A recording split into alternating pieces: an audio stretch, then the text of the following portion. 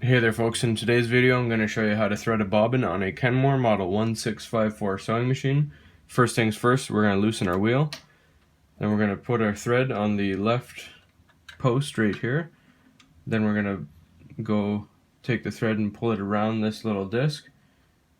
And then we're going to actually lift the disc slightly up so the thread goes in between. And that'll create some tension. Then we grab our bobbin, thread from the inside towards the outside.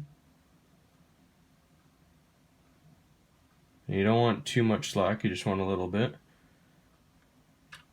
Then we push our bobbin down onto the winder while holding on to the slack. You can even bring back some here like that.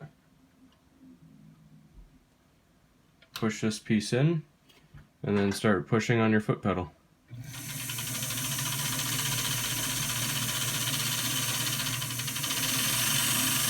And with this being in between these two discs, that prevents it from flying away and getting tangled. And this piece will actually pop out and prevent the bobbin from overwinding.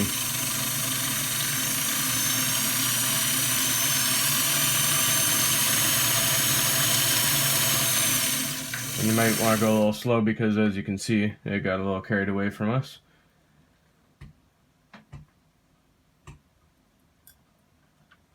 So don't go too fast or your spool will actually fly off. So just keep it nice and steady.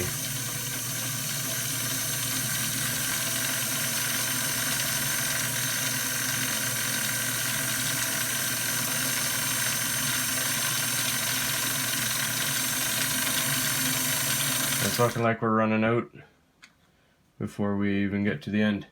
Alright, and that's all there is to it. And then you just pop this off.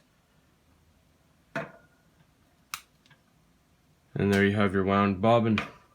That's all there is to it. Thanks for watching, and please like and subscribe.